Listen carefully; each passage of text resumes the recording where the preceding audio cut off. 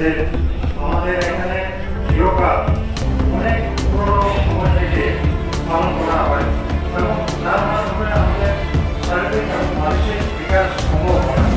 এটাকে সামনে রেখে আমাদের দেশে এটা অনেক আগে থেকেই চর্চা চলত।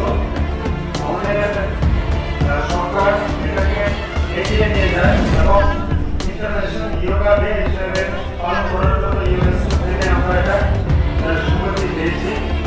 আমাদের subdivision level international yoga day ফেস্টিভ্যালের জন্য আমাদের মধ্যে উপস্থিত রয়েছেন আমাদের